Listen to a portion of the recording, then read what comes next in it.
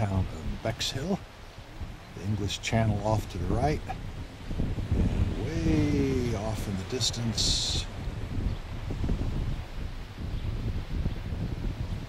the Hastings Pier.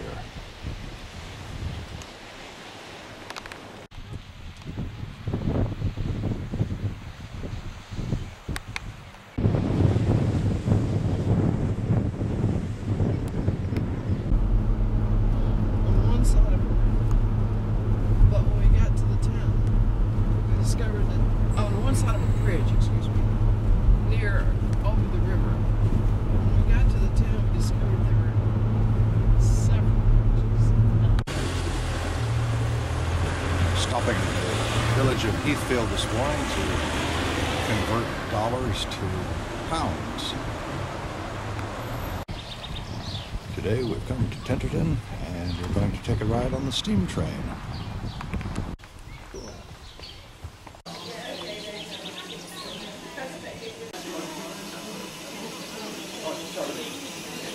Actually, the train is an American locomotive that was built for the Army Corps of Engineers and brought over during World War II for service here in England.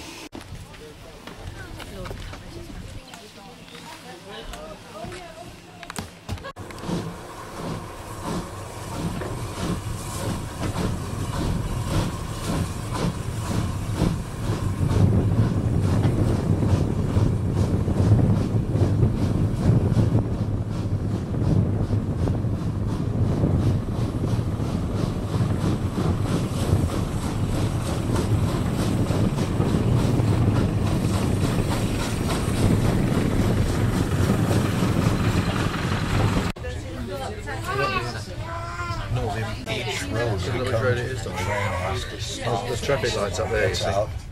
Close the gates across the road, and then we can proceed.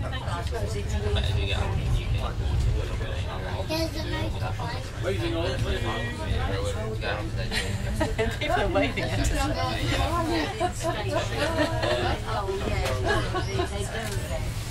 Blue flags.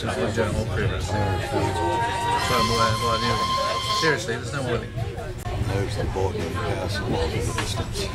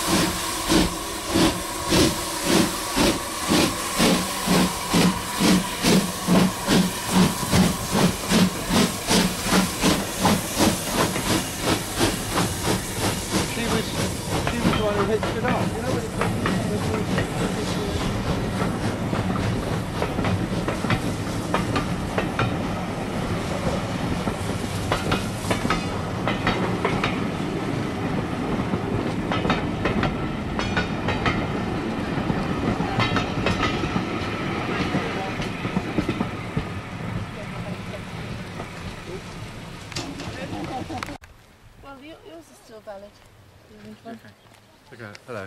Good afternoon. Thank you.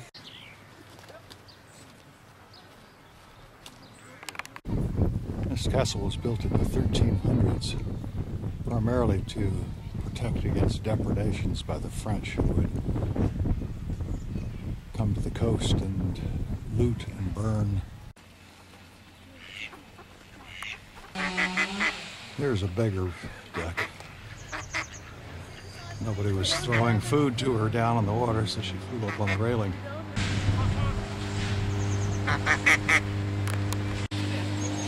Yeah, some big fish in this one. Oh, that's... There's a beautiful view of the valley from here. Way off in the distance on the right is the train station.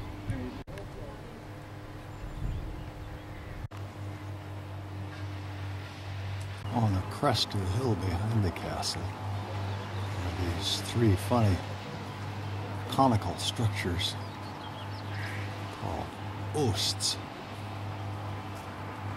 You see them all over the county of Kent. The odd funnels on the top face away from the wind, and the wind blowing past them pulls air up through the slatted floors, and they're used for drying the hops that are grown here. I think the top of this embattlement is about 6 stories up from the lowest level.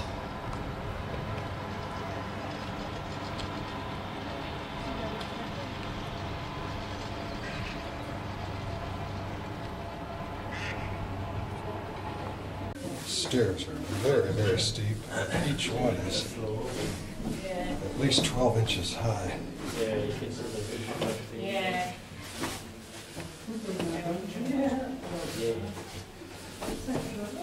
spiral to the right to keep invaders from drawing their swords.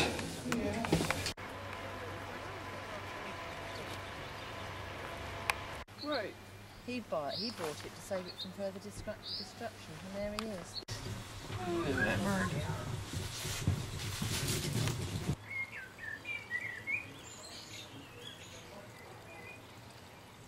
We've come north past Tunbridge Wells to stop at Chartwell, which was the place where Sir Winston Churchill lived. Ducks now swim where Sir Winston did in his round swimming pool. There are extensive gardens here, which we'll also tour.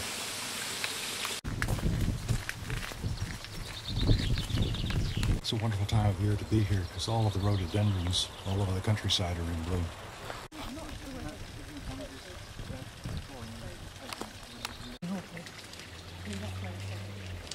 Not only at Chartwell, but all across the countryside, there are cascades of rhododendrons everywhere. This is the entrance to the Chartwell Manor. Pictures inside the house. I'll take just a few more outside to show the vast expanse of gardens and grounds and the site on the top of this slope overlooking the valley below.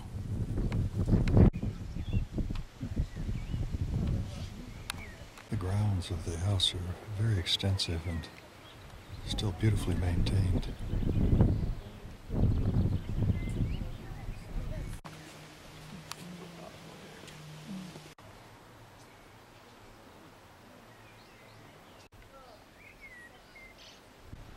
Friday morning, we're visiting the town of Rye on the coast.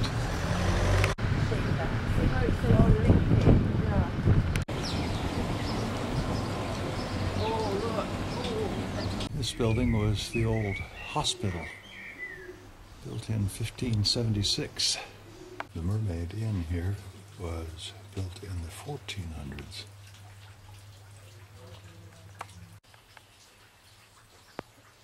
Rye was originally a fishing village, a smuggler's hideout on the edge of the sea, and now the sea has receded somewhat. The interesting thing about this particular building is the sign. It says it was not built, but rebuilt in 1420. It's been wonderful to tour the oldest part of Rye with its cobblestone streets and half-timbered houses and tiled roofs.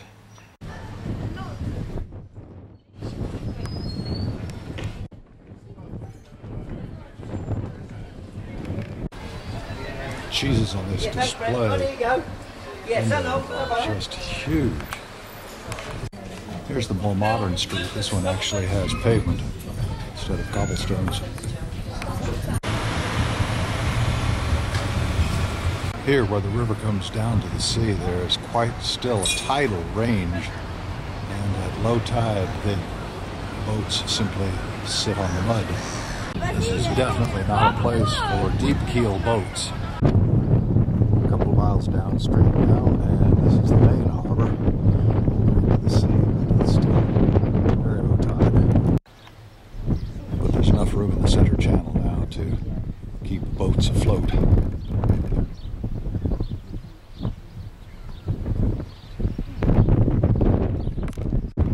Off in the distance there's a wind farm. You can tell it's very windy. We've driven from Rye down the coast just a little ways to Ickersham, and we're going to have lunch in the Queen's Head pub.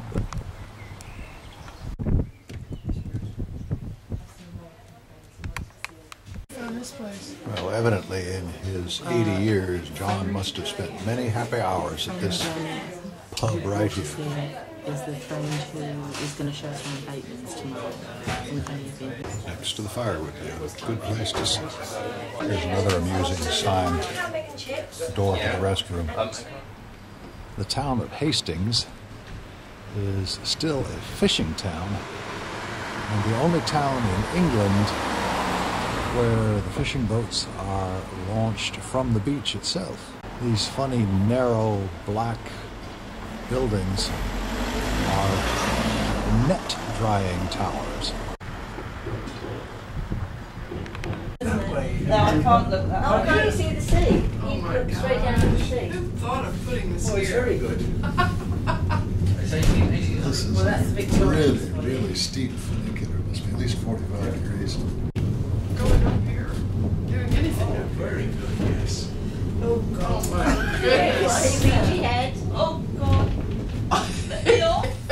From up here, there's a wonderful view of the town that nestles in this little valley that goes down to the beach. I guess they have cables to pull them up. Yes, yeah, in the Fisherman's Museum. Oh, that's incredible. Yeah, seriously. Yeah, there's no lake. It's a lovely morning, and we are listening to thrushes in the woods and headed down an old rails to trails right of way called the Cuckoo Trail.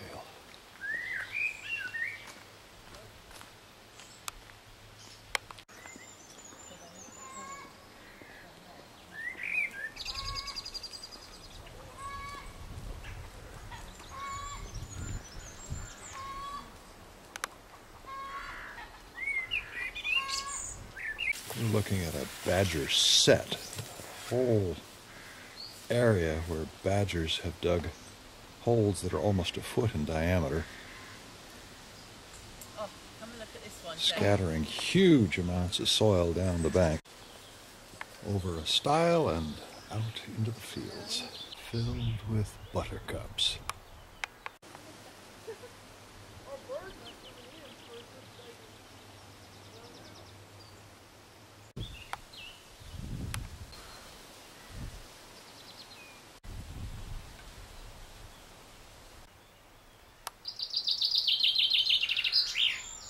These are elderflowers.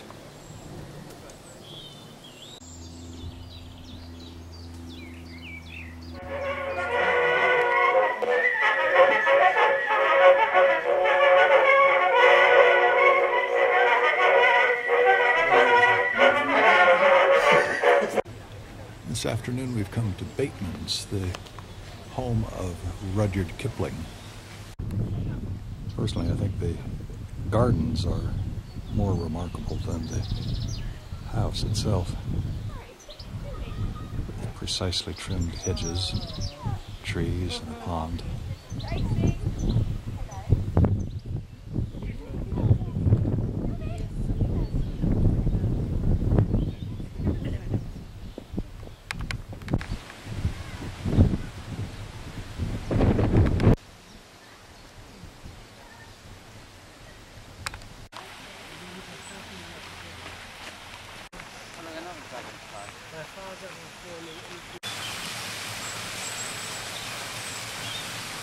On the far back corner of the property is an old mill in working order.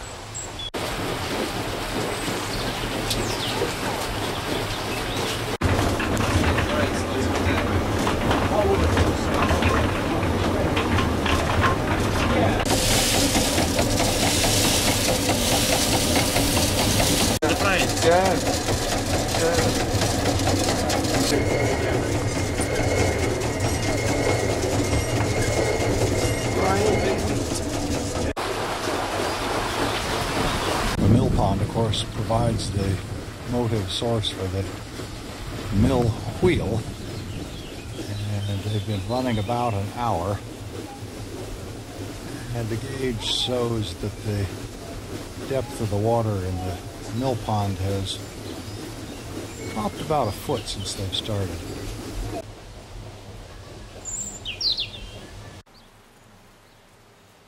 It's time for a Sunday afternoon stroll on Ashdown. Hello. Everything's so green here. It looks like grass, but when you look closely, it's fields of ferns. Strangely enough, this is called Ashdown Forest. It may be downs, but it's certainly not forest anymore.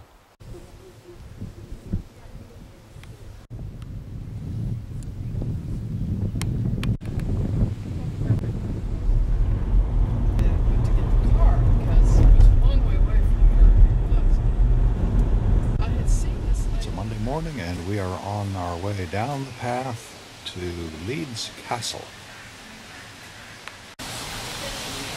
Way down along the pond there is a black swan in the middle building a nest.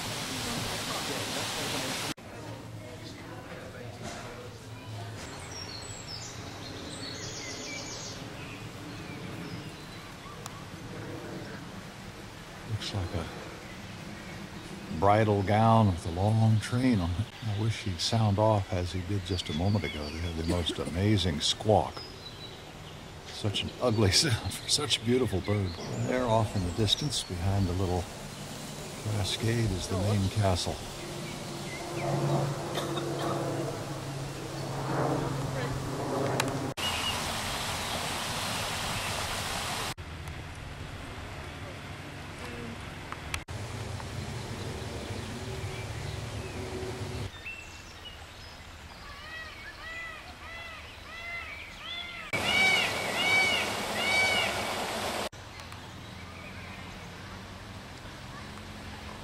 Part of the old entrance to the castle with its portcullis gate, now no longer used. This is the remains of an old mill and fortified area they called the Barbican, which was built primarily to protect the water supply.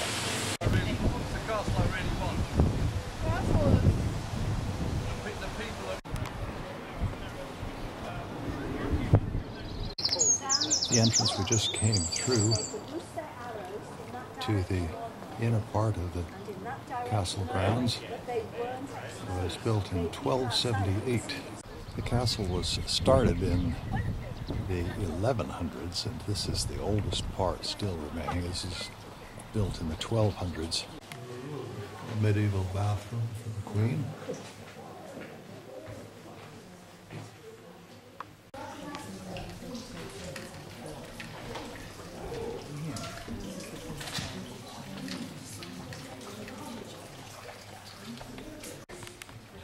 This is the main banquet room.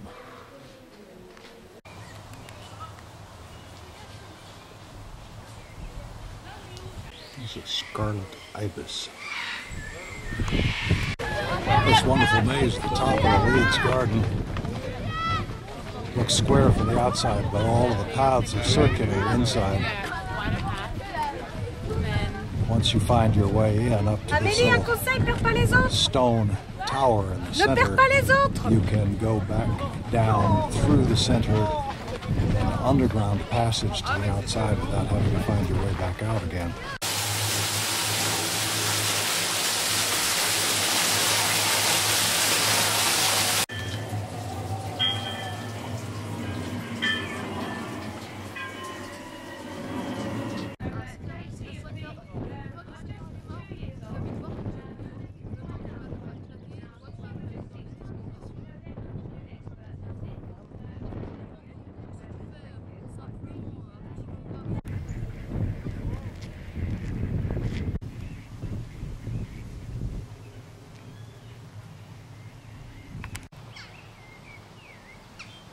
To head home. We're getting our nightly visit from the badger.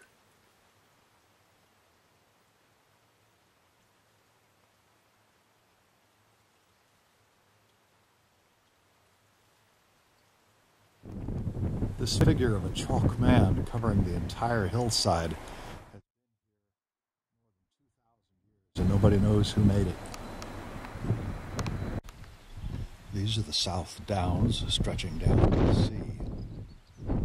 And although I normally don't pan, I have to swing slowly and show the extent of this beautiful countryside.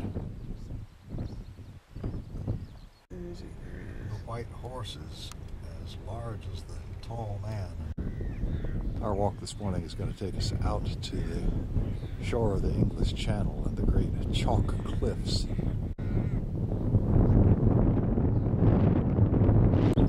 Fields of blackbirds here, just glowing. Here, where the river comes down to the sea, the cliffs rise sharply and dramatically on the edge of the channel. On this stretch of coastline, where these cliffs drop all the way straight into the water, is known as the Seven Sisters, because there are 7 little promontories that stick out into the ocean here. We're taking this little path back along the edge of the winding Cuckmere.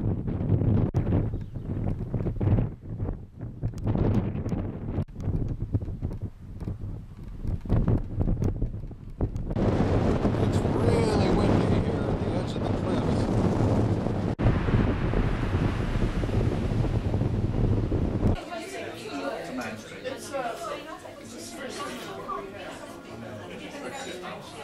Beachy Head Lighthouse,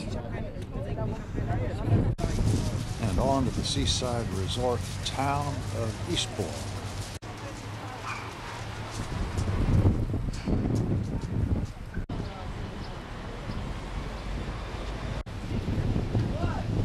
This is a severe disappointment to me, since it's only about 30 feet down in the icy water. I'll have to content myself with following the rest of the people down the pier.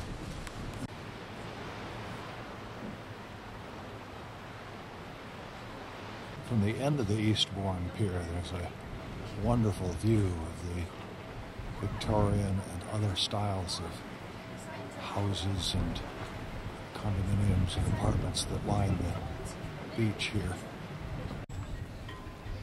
You and Barbara tell us that just 30 years ago, this entire area was just a gravelly shingle beach. The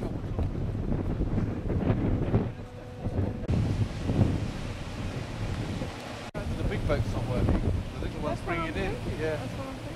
This fantastic tangle is the branches of rhododendron bushes that are at least 20 feet tall.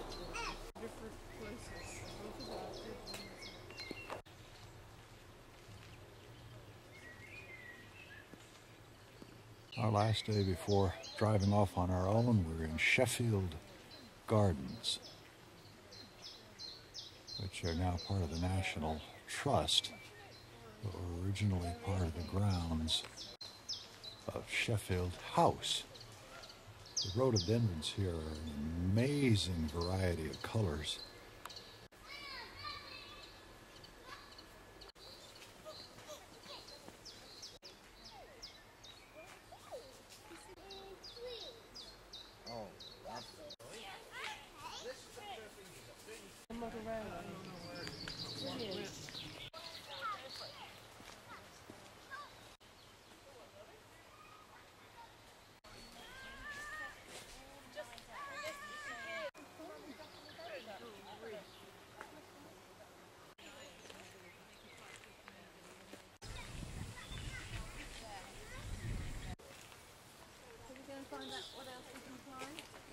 From the end of this lake, there's a beautiful view of the Sheffield House and surrounding gardens with all sorts of huge rhododendrons.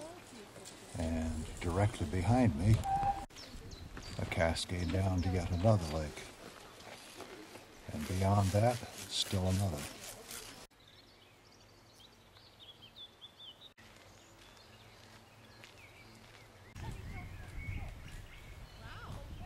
Found these little baby coots trying to walk across the lily pads.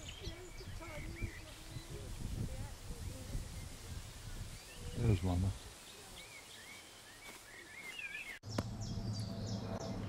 3.5 hours west from Gatwick down the motorways where the speed limit is 70 miles an hour. We have come to the River Avon in the Old Mill Hotel in the town of Batherston. The entrance to the hotel is down this little alleyway next to a private road across the bridge where toll takers collect about $1 per car to go across. Our room is the first floor window on the left. That looks out across the bridge and this little weir across the Avon River.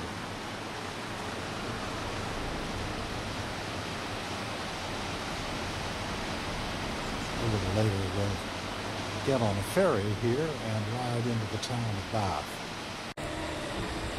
The water above the weir still enters the mill race here, still turning the old mill wheel, but it's no longer used to grind wheat.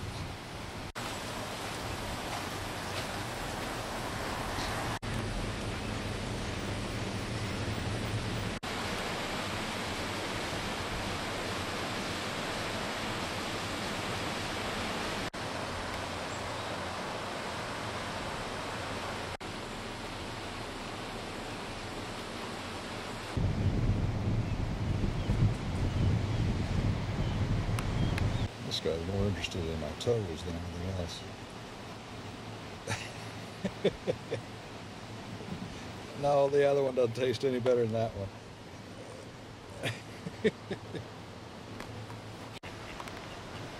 Here comes the Avon River ferryboat.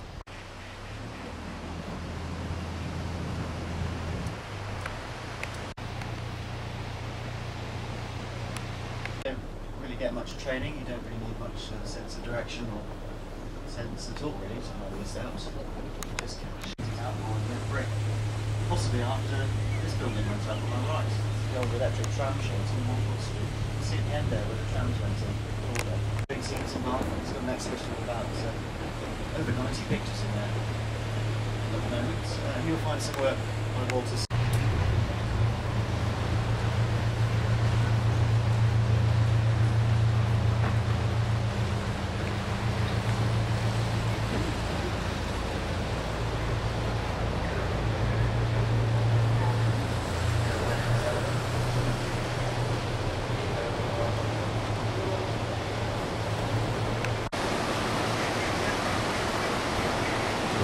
Bath was built in a horseshoe shape to let about 3 times as much water over the edge as a straight across here would allow, keeping floodwaters quite a bit lower than they would be otherwise.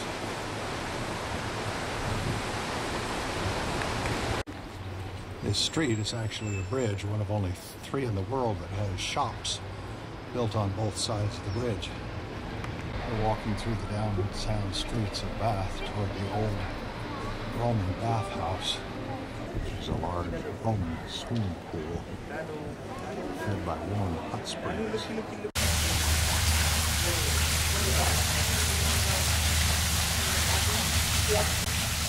On the way from Bath to Cornwall, we've stopped to see Chris and Sue Cunningham-Burley. We've arrived on a beautiful day that is alternately cloudy and chilly and warm and sunny, and came out to look at their beautiful garden all in bloom. Had some refreshments at their little outdoor place, and then went inside for a nice luncheon with them. And they were kind enough to help us plan our trip down to Cornwall. Out the traffic lights, go down left, there. I got you. at the end, left again, over the This very windy, very noisy place next to the highway, looking off toward the south, is Bodmin Moors. It's Saturday, and today we're visiting the Eden Project, built on the site of this old quarry, which now looks like this. This is truly amazing. It looks like something out of a science fiction movie of a habitat on some alien planet. These domes are probably 150 feet high.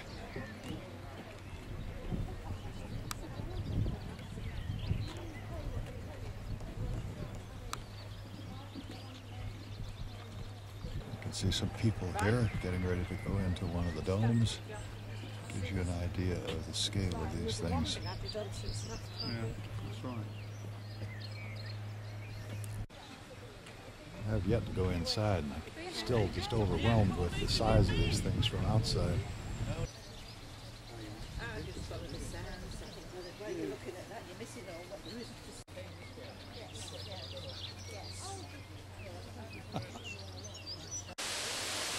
Inside the tropical biome, the humidity is about 95%, and temperature is probably 85.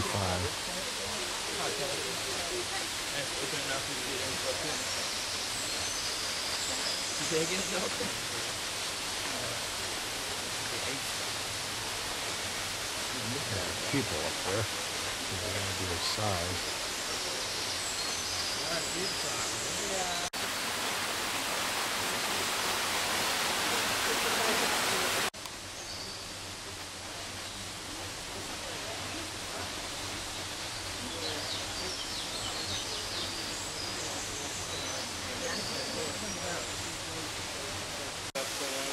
And nowhere near the top, that's another 80 feet above us. From this vantage point, the highest point of the trail here gives a remarkable view down to lower levels.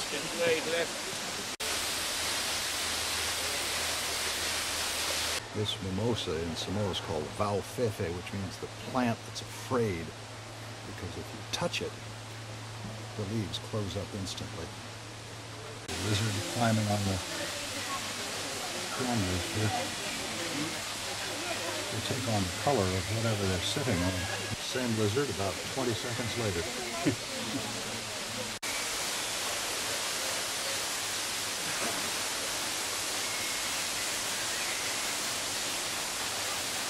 Platform at the very top. See if I can zoom in here on somebody down below.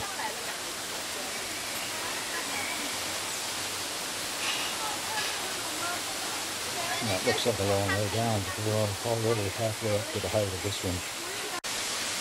We're at the very top. Platform suspended by cables. The whole thing is swaying back and forth slightly. Looking down, maybe as much as 15 stories to the bottom.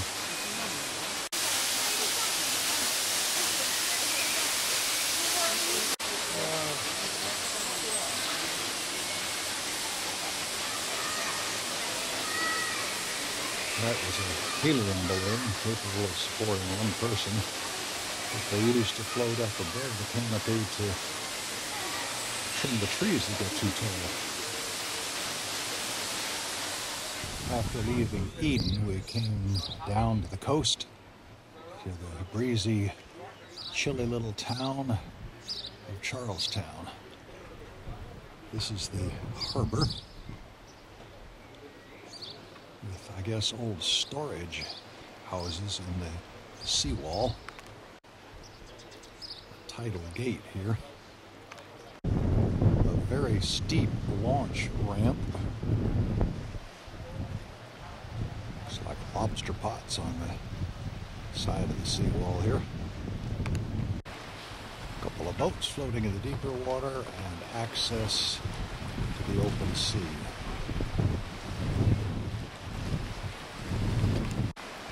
It's a rather precarious path from the lobster pots down steep steps and down a ramp to a very, very narrow beach. More steep steps lead down from the quay here and again on my side.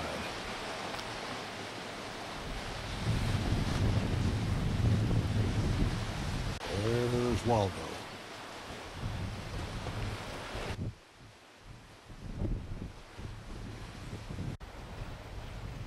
Except for the pieces of plastic, this is probably not a sign that's changed in hundreds of years. In its heyday, there could have been 10 or 15 tall-masted combination steamer sailors here who came primarily to load the China clay that was taken out of the ground where the Eden project is now. Dumped from above and down these chutes directly into the hulls of the boats. It was a popular harbor because they could come in on one high tide, load up quickly, and be out again on the next high tide. This is where we're staying in the town of Truro tonight. The window on the left is a nice bay window that is in our room. Many of the houses we've seen near the coast are like this, very solid looking, built of stone. We're walking along this little path down to the southernmost point in England called the Lizard. Stone walls on both sides of the path made of serpentine.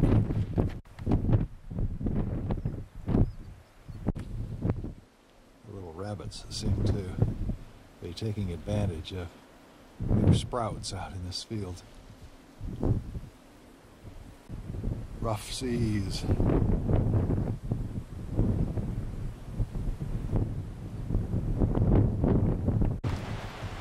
Ice plant very much like that grows in Monterey, cascades down the cliffs along this steep little trail down to the very point itself.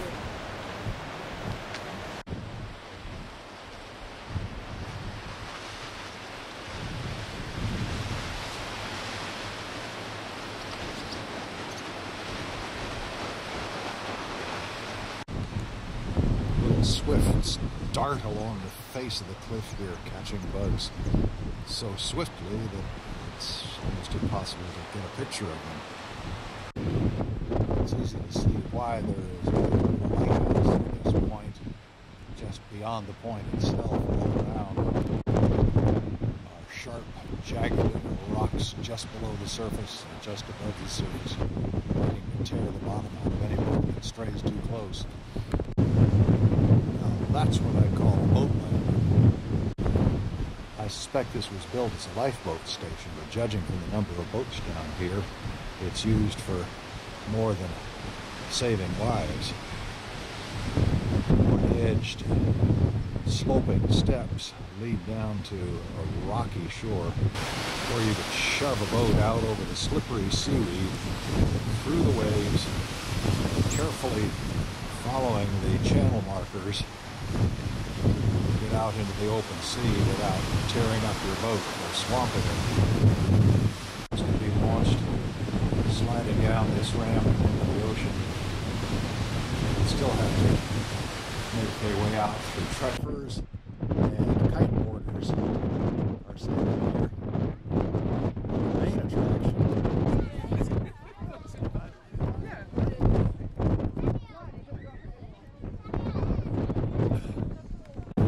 is that it's the entrance to Mount St. Michael's.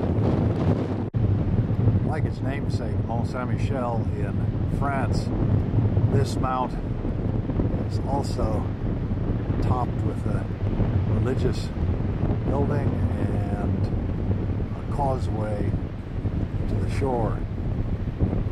The tide is on its way out now so that people can cross the causeway for the next few hours, but at high tide it's underwater. Today there's a music festival here, so there are lots and lots of people going across and free admission to this National Trust site.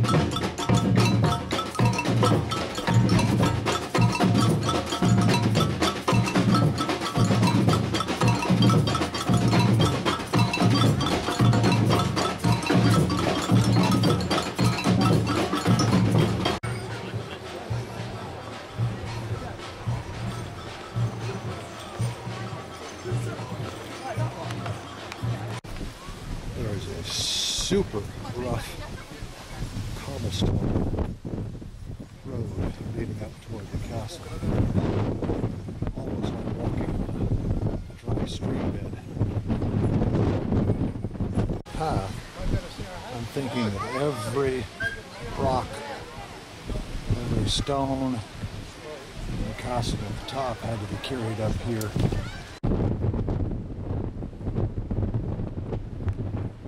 The castle on the top here is quite new. There's a date on it up near the roof that says 1878, although the mountain has been occupied since the early 20th century.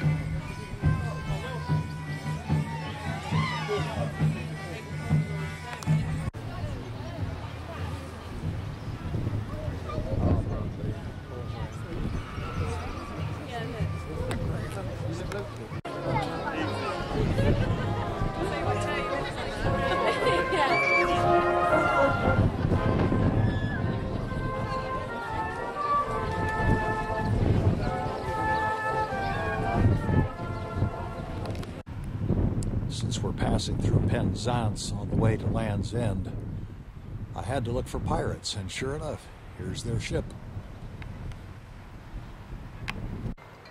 The harbor at Penzance, like the harbor near Mount St. Michael, is very shallow, and it goes a long ways out at low tide, leaving all the boats on the mud. So many of them either have a double keel or they are propped up by sticks on either side of the hull that keep them from tipping over as they're resting on the bottom till the next high tide.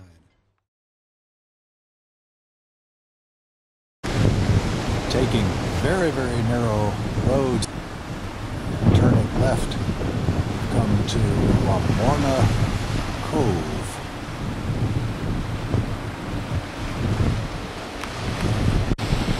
There's a tiny little spot to land the boat on the beach here, but really no harbor per se. Climbing over this stone stile and walking up this path through the meadow to the top of the hill where there's an ancient site called the Mary Batemans. They're standing stones arranged in a circle about 80 feet across. 19 stones, each about 4 feet high, probably weighing more than a ton each. They're prehistoric. Nobody really knows what they're here for.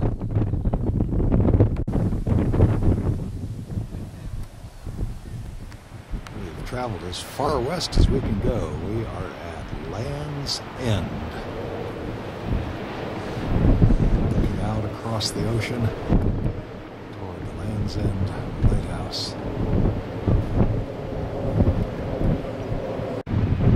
These are the rocks at Land's End.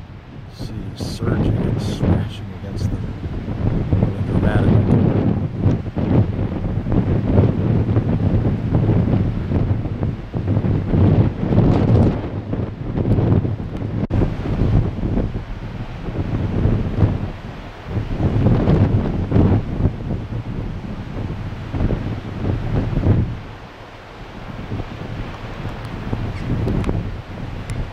We are at the Badger Inn. Last night in Cornwall. Tomorrow we head for